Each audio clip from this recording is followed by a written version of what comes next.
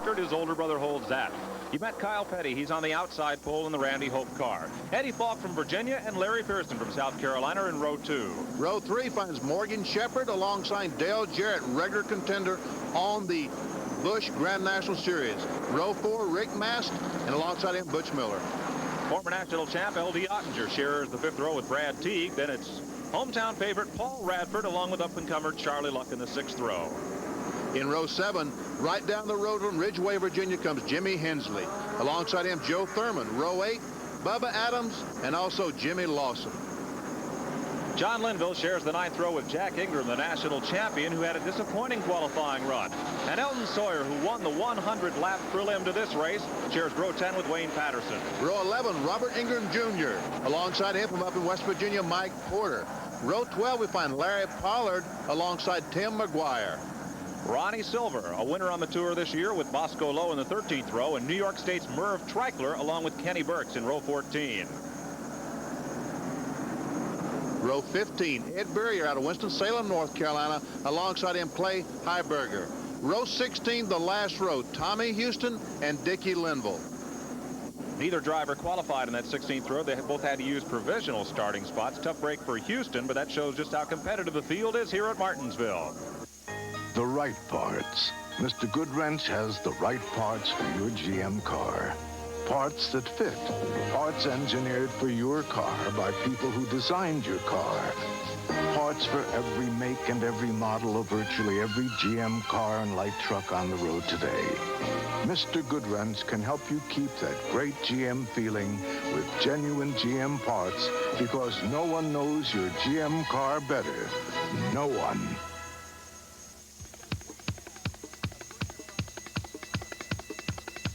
We are plush vans, sleek Suburbans, exclusive crew cabs, exciting Astro vans, and introducing Team Camaro. We are Choo Choo Customs, the power and the glory.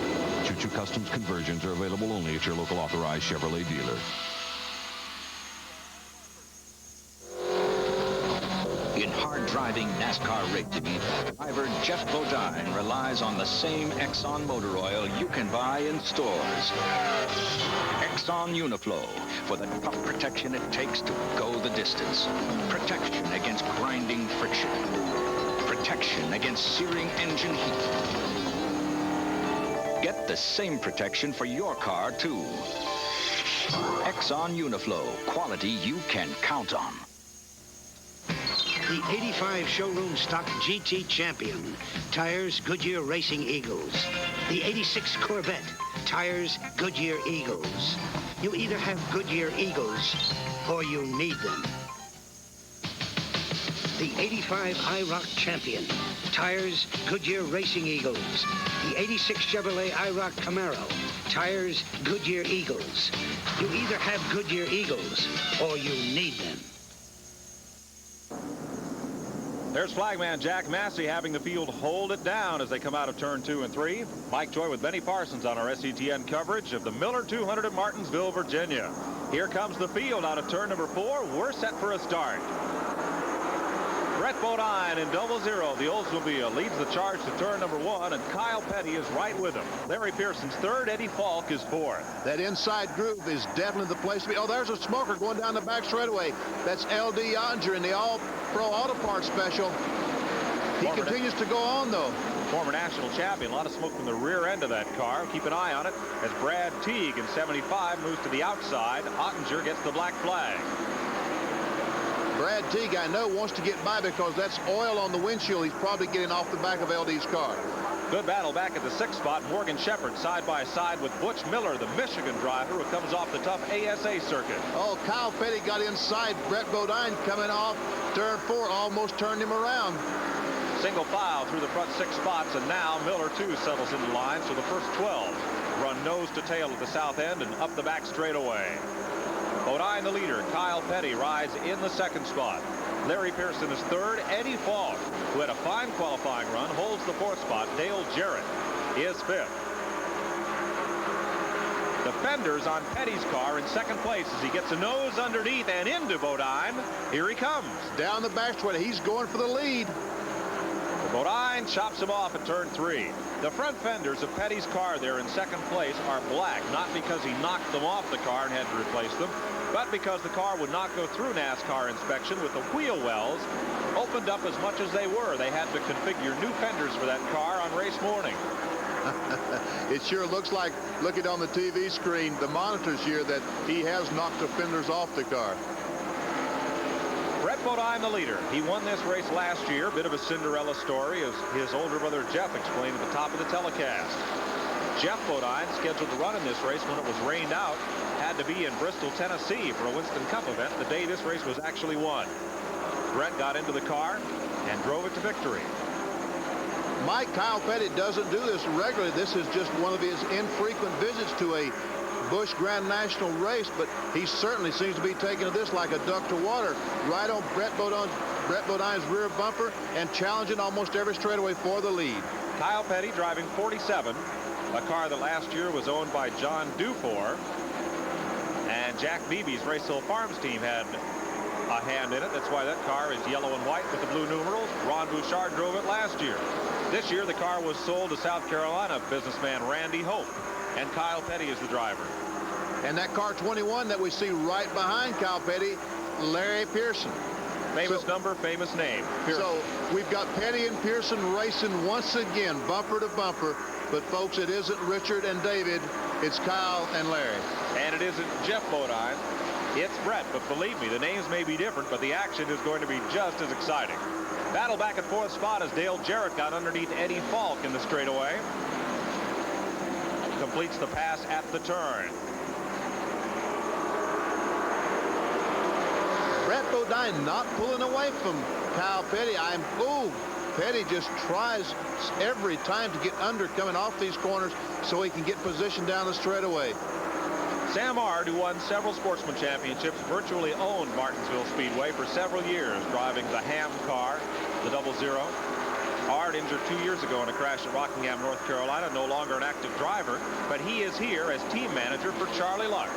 Lord Kyle gets into the back of Brett again, ducks to the inside. He's trying every straightaway. I'm surprised that Brett Bodine is not driving away, as I started to say, driving away from Kyle Petty, because you would think that Brett has the experience in this division even more so than Kyle Petty. South end of the speedway, and you notice, Benny, in the middle of the turn, Brett's car is not working down to the bottom of the racetrack as he'd like it to. He's going up the racetrack. I would imagine the car's kind of sliding across that cement. You see, ladies and gentlemen, that light-colored racetrack on the bottom of the screen is cement. The outside is pavement. Now, when these cars go across the concrete, they slip badly. The front will slip, and then the rear will slip as they exit the turn. Brett Bodine, the leader in 00. Kyle Petty in 47. Keeping very close tabs on him. Then Larry Pearson in 21. The 32 is Dale Jarrett. And now Morgan Shepherd, the black car at the top of your screen, number 7, has moved up to 5th. You know, Morgan Shepherd is on a high coming off that Winston Cup win in Atlanta, Georgia just last week. Tremendous victory for he, Jack Beebe, Jake Elder, that whole Race Hill Farms team. Mike Kennedy built the Buick V6 that is in Kyle Petty's car. He was the engine builder for Beebe's team for several years. A little bit of crunch going on down there in the middle of the corner between the first two cars. I am very surprised at the way Kyle Petty is running. No, as I mentioned, not being accustomed to this division, he really is going strong and trying to pass every straightaway.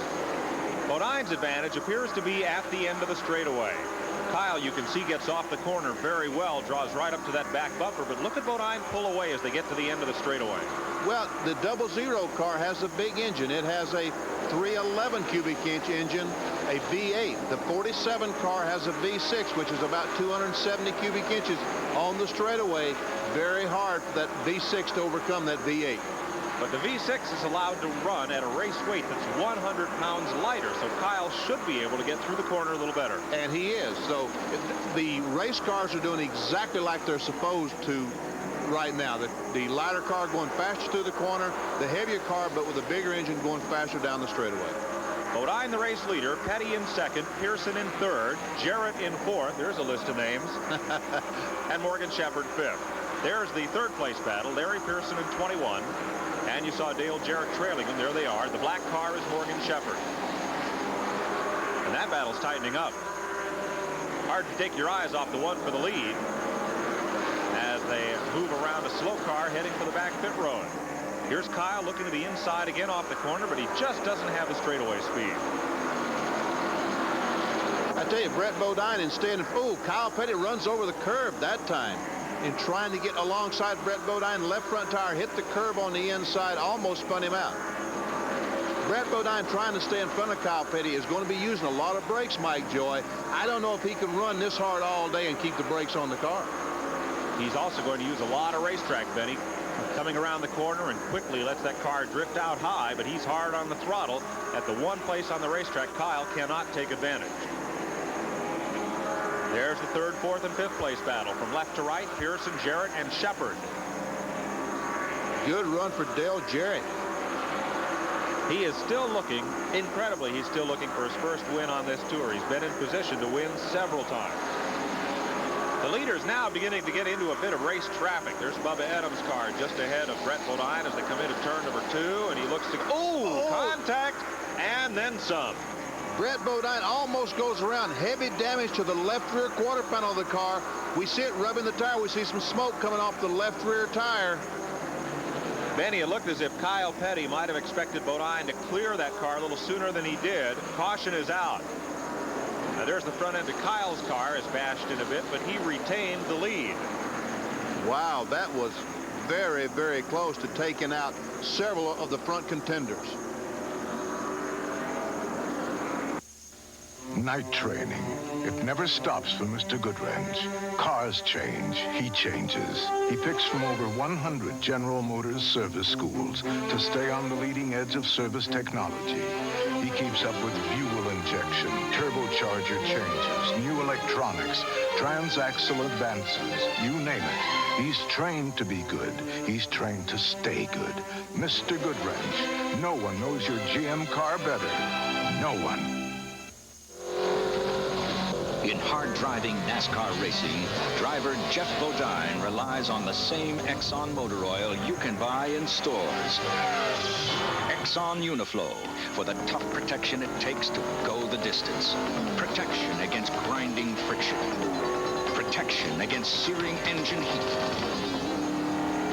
Get the same protection for your car, too. Exxon Uniflow, quality you can count on. Worthington! Coming, sir. Worthington, you penguin! Life would be easier with a remote control TV. And during Now, remote Worthington. days, Tokyo Shapiro has great deals on remote TVs and everything. Hello, Tokyo Shapiro. A 19-inch remote color TV, $197.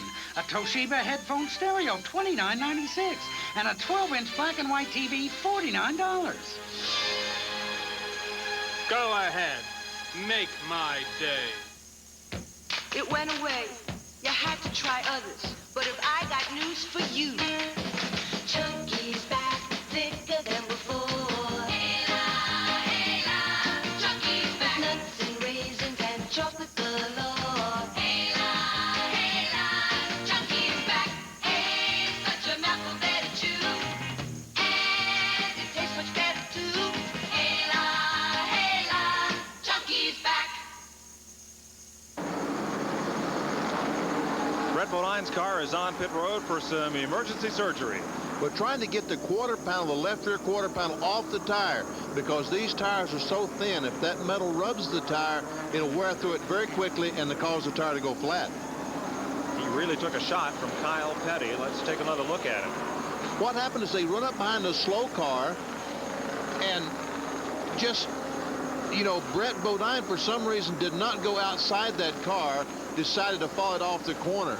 Kyle Petty runs in the back of him and drives him into the rear of the other automobile. And as close as Larry Pearson and Dale Jarrett were following, it's a good thing it wasn't a 4 or 5 car incident. Boy, that's true. It looks like they've got the tire, the quarter panel off the tire. He's back on the racetrack. Here we'll get a look at the front end of Kyle Petty's car. You see the right front fender kicked back a bit. That fender's not as new as it was at the start of the day. No, if there were headlights there in the right front, they would certainly be gone. Green flag back out. Kyle Petty, good start on the restart. Jumped out to about a 2-3 car length advantage over Larry Pearson in car 21. Petty was able to maintain his momentum in the incident. As Bodine has had to make pit stops, he's at the back of the field. Petty's the leader. Larry Pearson rides in the second spot. Dale Jarrett is third. Fourth is Morgan Shepherd, and fifth is Rick Mast. Traffic bumper to bumper all the way down the front straightaway.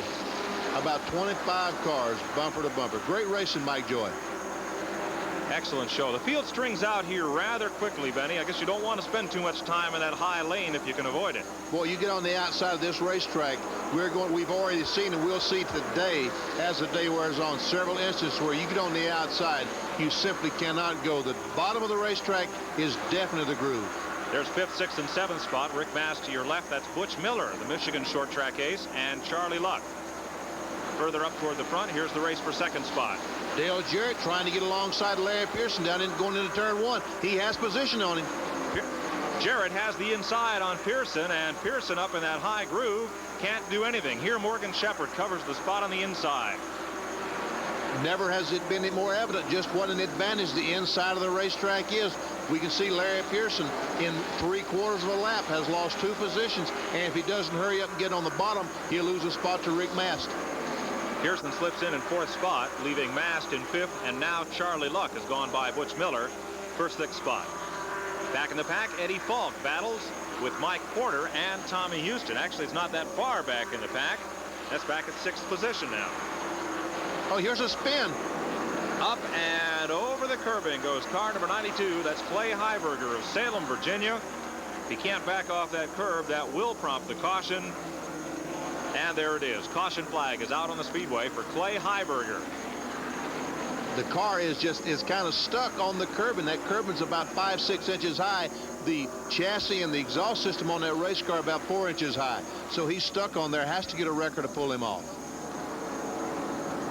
And curbing has about 3 different ways to get you. And it got Clay Heiberger. Well, he's perhaps wise, knowing the car is hung up, not to burn up the clutch trying to get it off that curbing. You're exactly right, because he could go through a clutch very quickly. We see a replay, and we see him up in the right-hand corner of the screen. It looks like that he either got in the corner a little bit too hard, or the car in front of him slowed quickly, and he had to hit the brakes too quick, and therefore spun the car out. We see Kyle Petty just entering the picture right now. He's fortunate that Heiberger did not move back up the racetrack and get him involved in the accident. Now, as that car got loose, and we're looking now at a car with some obvious engine problems, that's Ed Barrier of High Point, North Carolina. But as that car got loose in turn 4, Benny, we could see the rear wheel spinning like he still had his foot in the throttle. Would he have been well advised to back off and try to save the car just with the steering, or did having those wheels spinning from the acceleration help spin him around? I have never been able to spin the wheels and get my momentum going back in the right direction. When I spin the car, I slam on the brakes, try to stop, and start again. 1 lap and we'll be racing. That's the sign from Chief Starter Jack Massey up on the flag stand, and his assistants down on pit road. While the caution flag was out, Jack Ingram has driven the Skull Bandit behind pit wall, so it looks like he has some problems, some heavy problems. Dick Bergen will be with Ingram shortly, as we're about set to go back under the green flag. Ingram, the national point standing leader and the defending champion. There is Dale Jarrett, second generation driver. His older brother Glenn took a stab at race driving for several years. And of course his dad, a 2-time Winston Cup Grand National Stock Car champion and 50 race winner in his very illustrious career. That of course Ned Jarrett, who now works as a radio television commentator. Dale Jarrett jumped out to the lead one more time, getting some excellent restarts on these green flags. Dale Jarrett getting away good from the starting gate. Pearson is second, Mast is third, Porter is now the 4th place car, Luck is 5th. Eddie Falk holds the 6th spot, and Butch Miller is 7th. Didn't take him long to get that 2-3 car length advantage over Larry Pearson in car 21. Dick Bergen is caught up with the defending national champion Jack Ingram. what happened to your car? The water pump bolts worked loose, let all the water out of it, and got hot. How was that V6 running while it ran? Wasn't running real well. We started 18th, moved up pretty far, come in the pits, get a little bit of fuel, went back out, and it was running hot. We didn't run very long after that. Jack Ingram, the defending champion in this series, out of it. Mike Joy, I think heads are going to roll up in Asheville, North Carolina when they get back. You know, bolts falling out is something that should not happen. Well, that's not a breakage problem, something that happens due to fatigue or stress. That's a maintenance problem and something that could easily have been avoided. Yep. Oh, trouble. That is Bodine and Bubba Adams. Also getting into it is Kyle Petty, and at the top of the screen, Petty is locked together with another car. That's Jimmy Hensley. Look at the damage on Hensley's over there. The bumper comes flying off, sliding across the racetrack. Hensley came along after the fact and piled into Bubba Adams' car, and interesting that Adams and Bodine were also involved in the first caution of the day. There are the two cars. Bodine will fire and come around, but Adams' car looks pretty well torn up. And poor Jimmy Hensley. There's Bubba Adams' machine. He does have some serious damage to that automobile. The right front, some heavy damage. You know, it still doesn't look like the damage is too severe to the Brett Bodine automobile. No, he'll be able to continue. But Hensley's car was voted the best appearing of all the machines to contest this race. You'll see him pile in here in a moment. Let's take another look. There we see Bub Adams on the bottom. He gets the car a little bit sideways, and Brett Bodine starts to drive under the 45 of Charlie Luff. They collide. Around goes Bodine. Here comes Hensley. Here comes Hensley. No place to go. Right side of the screen. He kicks Kyle Petty to the side. And it is Petty and Hensley that stay kind of locked up and go waltzing down the back straightaway together. Another tough break for Bodine. I'm telling you, it's very fortunate that there wasn't more cars involved in that accident, because the car, the 30 car sitting up there off the turn 2 is right where those cars exit, and the visibility is very poor there. I'm surprised more cars did not pile into the accident. Now, of course, you recognize that as a Chevy Celebrity. Kind of hard without the grill or front bumper. Well, of course, you recognize that. That's one of Clay Earle's ducks on outside the access road. We go from fast cars to slow ducks.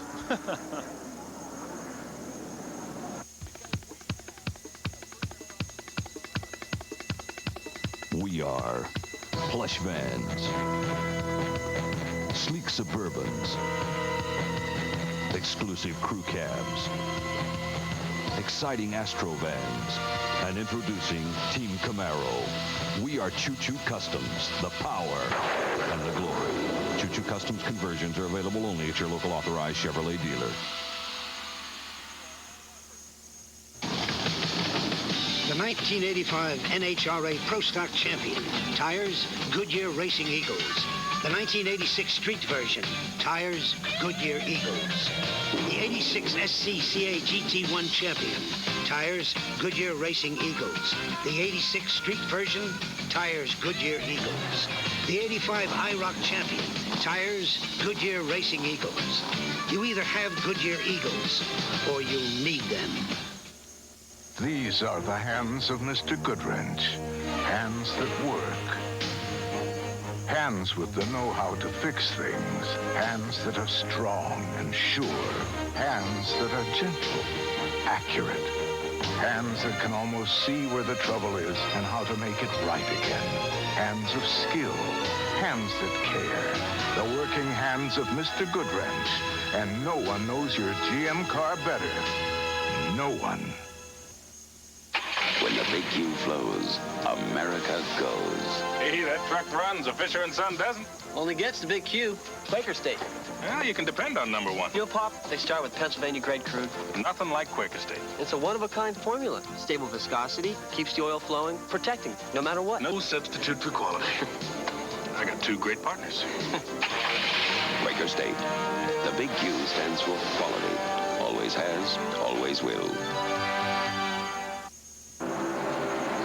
At Martinsville, Virginia, in the Miller 200, Mike Joy with Benny Parsons and Dick Bergman. Let's bring you up to date on some of the cars out of the race. Bosco Lowe is out with rear end trouble. Jimmy Lawson has lost an engine. Ronnie Silver retired with electrical troubles. Jimmy Hensley was behind the pit wall repairing crash damage. He's now back in the race, but Bubba Adams was knocked out in that same wreck. Also out Tommy Houston with clutch trouble. Now he's come back into the race as well. Well, we saw Dale Jarrett, the leader, go by a moment ago. Morgan Shepherd now has taken over from Larry Pearson. He's second. Larry Pearson is third. And Morgan Shepherd is not letting Dale Jarrett get away. He's only about 10 or 15 car lengths behind the leader. There is Morgan Shepherd running about a third the length of the straightaway behind Dale Jarrett. And the rest of the field nowhere in sight.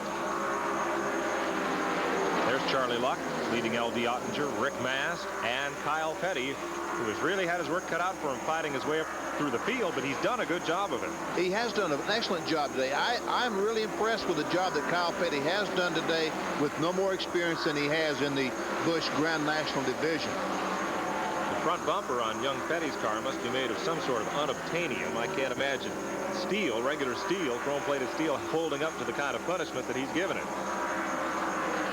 Dale Jarrett, I'm sure, felt pretty good about this race all day looking in the rearview mirror, but I would think that right now he's getting a little anxious because when he looks in the mirror right now, he sees Morgan Shepherd, and he knows that it is one of the best short track drivers in the country back there trying to chase him down right now. Good battle from fifth on back we're watching here. Charlie Luck at the bottom of your screen. The Luck Stone machine with new sponsorship this year from Advance Auto Parts. Trying to chase down another parts car, that of Dale Jarrett, shown here at the front of the field.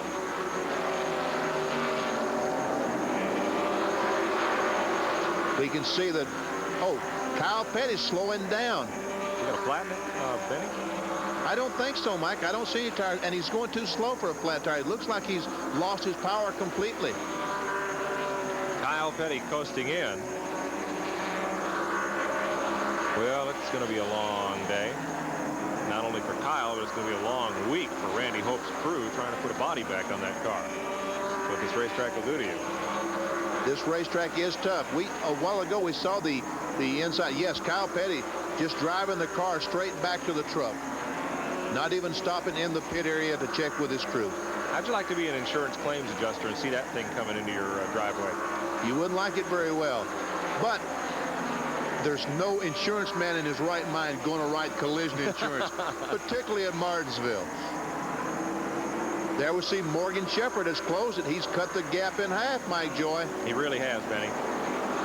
One lapped car separates him from the leader. That is John Linville's machine, number 62. And a little further back, Mike Porter battling with Brad Teague. One thing you do see at this racetrack is good racing all the way around, so we're able to show you some of those battles back in the pack. Morgan Shepherd pulls up on Linville's car, and now nothing separates him from Dale Jarrett but about 8 car lengths. You know, right now, Dale Jarrett, apprehension is building because every time he looks back, Morgan Shepherd getting a little bit closer. Morgan Shepherd, formidable opponent. Here's Dick Berggren. What happened? How come you're out? I don't know. I got into somebody out there, I guess, and it broke the bottom of the radiator, did something, the car started overheating. I got into that first deal with Brett there at the first of the race, and that was my fault. I outguessed myself. We run up on a slow car, and he went one way, or I thought he was going one way, and I dove to the inside, and he came back across in front of me, and I hate I hit him like that because he was running so good. But I don't know if it happened then, and then it just finally worked its way loose later in the race or what the deal is, but I think it's like a hose blew off or it cracked the radiator or something. Tough initiation today, isn't it? Yeah, it's tough. I thought it's tough racing with these guys anyhow, but, you know, anytime you come out here and run with them, you feel like you had a pretty good day anyhow. Kyle Petty in the locker room. With Kyle Petty out of the race and Brett Bodine well back at the field, Dale Jarrett has people like Morgan Shepherd, Larry Pearson, and Rick Mast to worry about. Jarrett in 32 is the race leader, but Morgan Shepherd has eaten up almost all of Jarrett's advantage. Well, it was 20 car lengths, and then it was 10 car lengths, and then it was 5, and now it's 2 car lengths. Morgan Shepherd very slowly has closed the gap. Right now, he's in striking distance of taking the lead. Now, Shepherd has made a pit stop, so his tires are perhaps in a little bit better shape than Jarrett's, although he may have been abusing them trying to run down the race leader. Started in the back of the field like Morgan Shepherd had to. I'm sure he probably abused the tires as much as Dale Jarrett has, where Dale has been running. You know, you wonder about these cars running 100 miles with 20 gallons of fuel, which is approximately what they hold. And you wonder, can they make it? But last fall, Larry Pearson did make it. Several cars did make it. They ran 100 miles and still had fuel. So I would say that Dale Jarrett can do it. Now, if my chart's correct, he's the only one of the lead drivers that has not made a pit stop. Well, you know, it's strange that he, of course, this spring, the weather this spring is a little bit different than last fall. So they could use a little bit more fuel today than last fall. It is kind of a two-edged sword, isn't it, Benny, to take on tires and fuel early in the race and come up through the pack, or gamble and wait and take on tires and fuel late in the race, knowing you'll have to come all the way up through traffic. You'll have fresh tires, but still, you've got to climb that ladder. Well, and you know, you might find somebody that's almost impossible to get by and you not be able to climb that ladder. But the traffic is going to be less severe at the end of the race than it is early on in the race, because there is some cars that have fallen out of the race. And the only thing that could thwart the strategy is if a driver decides just to stay out there and not make a pit stop.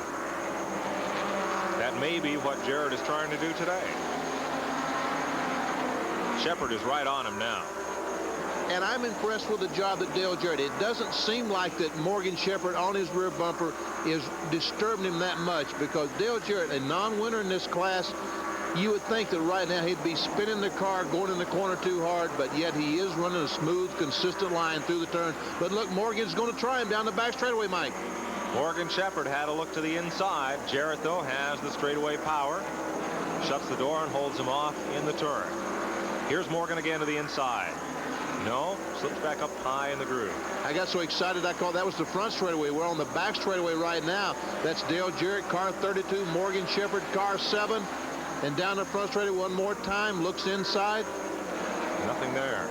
Benny, took you a while to win your first NASCAR race. Did you go through a period of just wondering if you'd get the lead or get up front, what would happen to the car or what would happen to deny you a victory? Oh, sure. You go through a session wondering if you're ever going to get the lead, as a matter of fact. And then, you know, when you look up in the mirror the first time and see Richard Petty or David Pearson, it really is awesome to look back and know that you're in front of those guys, and all you got to do is keep them behind you and you can win. But it's hard to do. And right now, Dale Jarrett going through the same thoughts. If I can just keep Morgan Shepard behind me, I'm going to win my first race. But it's an awesome job.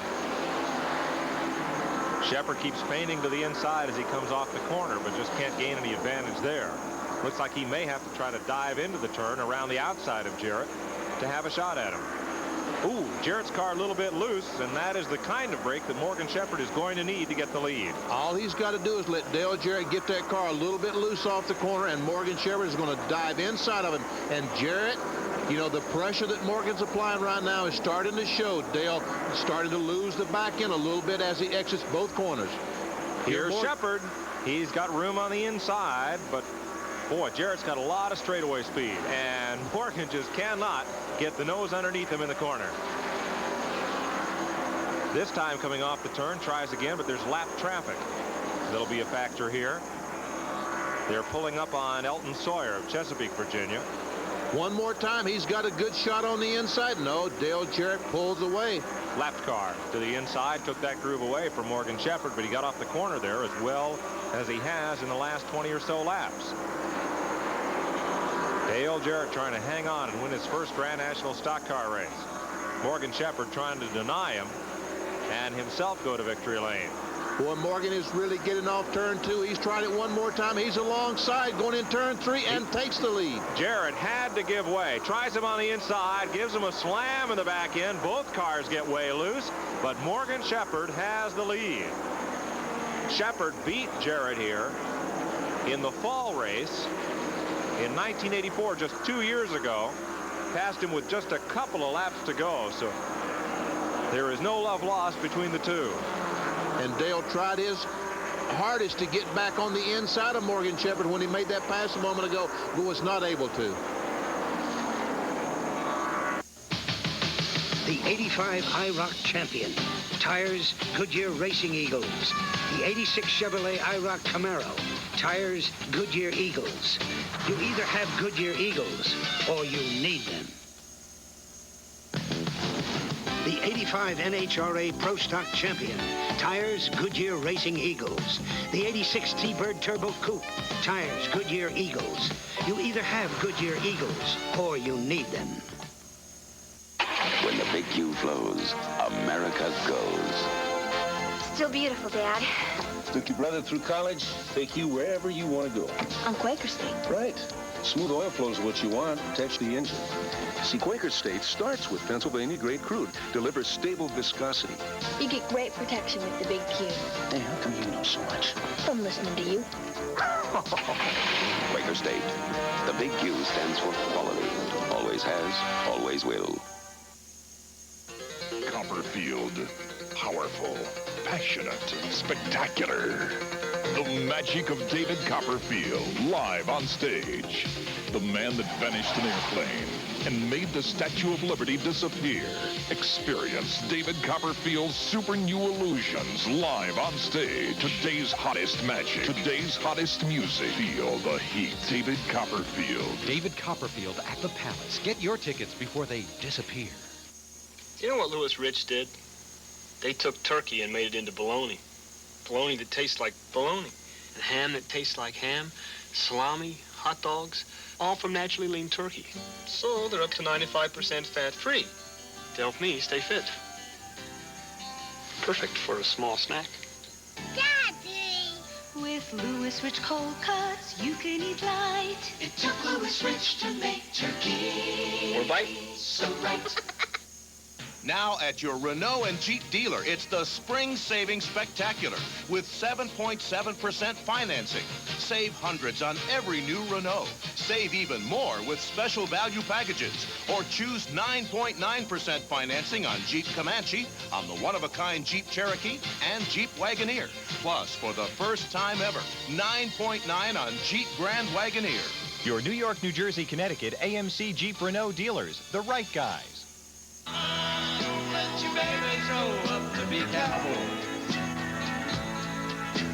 Waylon Jennings, Willie Nelson, Chris Christopherson, George Jones, Roger Miller, Hank Williams Jr.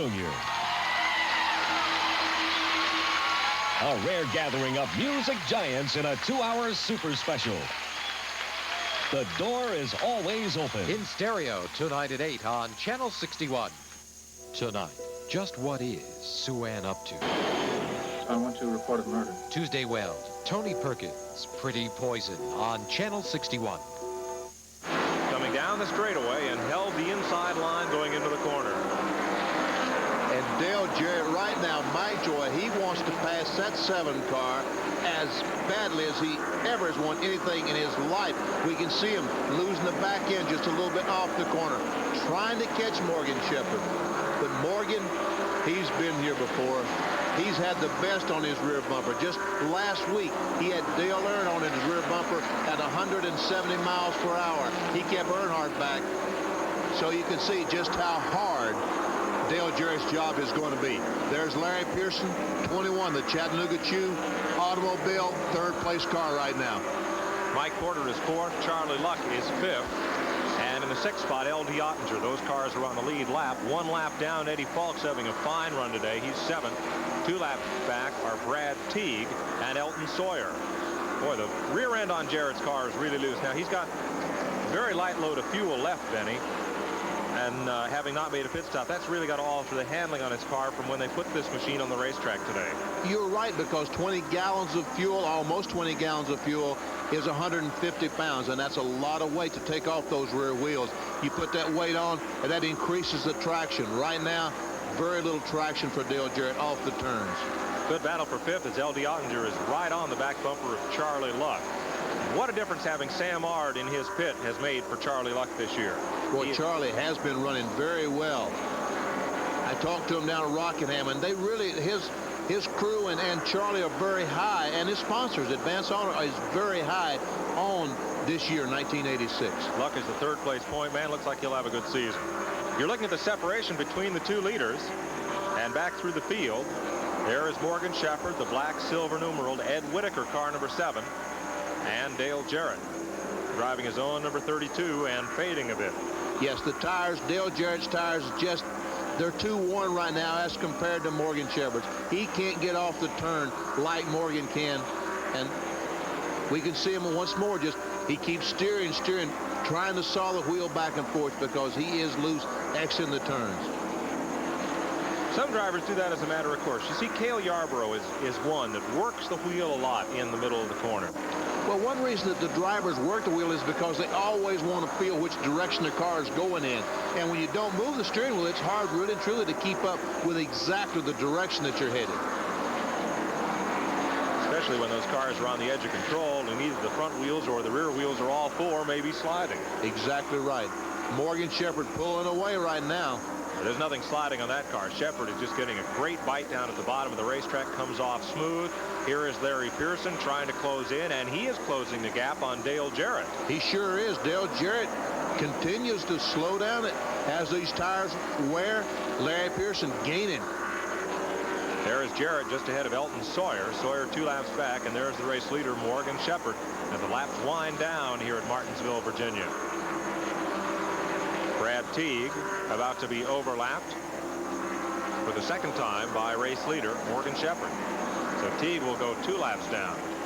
And Morgan drove in on the outside of Brad Teague. That means that he's really is comfortable with his car is handling right now. He wasn't hesitant at all. Always saw him use the steering wheel quite a bit in the middle of the corner, so the car must not be perfect right now. You've got to be in pretty good shape to make the move he just made. He has such a big lead right now that he really could have taken his time.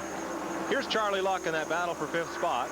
Luck from Mannequin, Virginia, graduate of Virginia Military Institute, where he did his mechanical engineering thesis on the running of a race car. Well, his crew chief, Sam Ard, didn't go to college, but he has about 30 years in a work-study program on race cars. He knows how to get them around the racetrack. That he does. Morgan Shepherd works up to the outside of the John Linville automobile, number 62. Has Brad Teague in tow. Teague is now 2 laps down in that Food Country USA machine. And there is Joe Thurman. A lot of smoke from the back of his car. Now Thurman right now is in 8th place. Heavy smoke out of the rear of that car. Now that's ominous to be sure. And Thurman continues on. Mike Porter, the 4th place car, and Charlie Luck and L.D. Ottinger. That's going to close up to be quite a battle in the closing laps, it looks like. 10 laps to go, and what a great race we have for 4th spot right now. Porter, Luck, and Ottinger. There's the leader, Morgan Shepherd, pretty much by himself at the south end of the speedway. He'll pull up on Rick Mast. Mast ran in the top 5 earlier today, but then faded back a bit. There is Dale Jarrett. He is still the 2nd place car, has Elton Sawyer behind him 2 laps back. It doesn't look like Larry Pearson in 9 laps is going to be able to catch a Dale Jarrett automobile. He's going to have to find some luck if he's able to beat Dale Jarrett today. Well, as Harry Gann has been the bridesmaid of the Winston Cup division for many years, looks like Dale Jarrett is going to get left at the altar one more time. Yes, he has had some 2nd place finishes in this division, but never a win. Morgan Shepherd pulls up on Rick Mast, and the handling has gone away on Mast's car. And Charlie Luck is slowing there down at the bottom of the screen. That car just looked like it lost all power. What a tough break for Charlie Luck, running the top 10 all day long with just a few laps to go, a handful of laps to go. He looks like he's lost all power, Mike Joy. He's headed for the pit road. And behind the pit wall, nope, he's going to stay on pit road. There is Sam Ard and the crew coming out to check the problem on the number 45. They thought maybe he was out of fuel. It looks like they put a little gasoline in it, but now they're talking to him. And it looks like, yep, they're going to push it behind the wall. Tough break for Charlie Luck, who spent a good part of the day in the top 5. And may lose his 3rd place point position after this race. Up front, it is Morgan Shepherd now with just 5 laps to go. Shepherd, car number 7, the Ed Whitaker machine. Ahead of Tommy Houston there. Houston is at least 3 laps off the pace after starting back in 31st position. Morgan, didn't you think drove just a beautiful race today? Really didn't challenge, didn't beat his car up to get to the front. When he got the advantage with, 25, 30 laps to go, took the lead, and seemed to be winning with ease. He had a great day. There's Joe Thurman continuing to limp around the racetrack. Dale Jarrett will move to the outside and past him. Jarrett looks like he is destined for second place yet again. Not a bad day by anyone's standards, but when you're looking so hard for that first win, and when you led more than 100 laps of this race, that has got to be frustrating. It has to be frustrating. I know what Dale Jarrett's going through right now. I've had days like that. Not many, not enough of them, but I've had days like that. This is a 200-lap race, and Jarrett led 134 of those laps. Took the $1,000 for leading the most, but won't take first place money unless something happens to Morgan Shepherd. And we see Larry Pearson. He's about 15 car lengths back. I don't think he's going to be able to catch Dale. Solid third place for Larry, though, it appears, as we get into the closing laps. White flag from Jack Massey. One more time around the racetrack for Morgan Shepherd to notch another victory here at Martinsville Speedway. He's won in Sportsman, now called Grand National, and he's won Winston Cup competition. 3 wins in this division coming into today. And a victory today would be 2 wins in a row for Morgan Shepherd. 2 races, 2 wins. He comes off the 4th corner. Checkered flag. Morgan Shepherd wins it. And Jarrett is slowing down out of turn number 2. Jarrett's car is slow down the back straightaway. He's limping up to turn number 3. Here comes Larry Pearson. Pearson will go around him and take the 2nd spot. He may not make it to the flag. He's way down on the inside of the racetrack. There's Mike Porter going past. Porter gets 3rd. Charlie Luck behind the pit wall. Here is Jarrett, and he coasts across the line. I'll bet he's out of gas. I didn't see any smoke at all come out of the car when he slowed down. I bet he is out of fuel.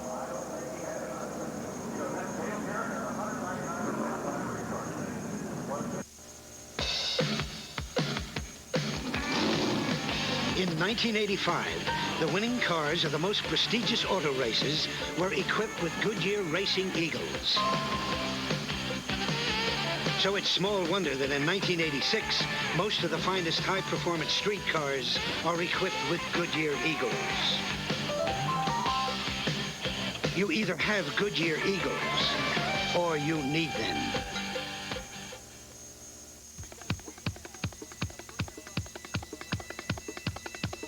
We are plush vans, sleek Suburbans, exclusive crew cabs, exciting Astro vans, and introducing Team Camaro. We are Choo Choo Customs, the power and the glory. Choo Choo Customs conversions are available only at your local authorized Chevrolet dealer. The right parts. Mr. Goodwrench has the right parts for your GM car. Parts that fit. Parts engineered for your car by people who designed your car. Parts for every make and every model of virtually every GM car and light truck on the road today. Mr. Goodwrench can help you keep that great GM feeling with genuine GM parts, because no one knows your GM car better. No one. When the big Q flows, America goes. Hey, that truck runs, a Fisher & Son doesn't. Only gets the big Q. Quaker State.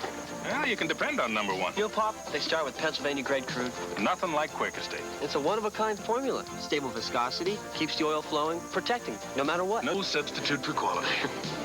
I got 2 great partners. Quaker State.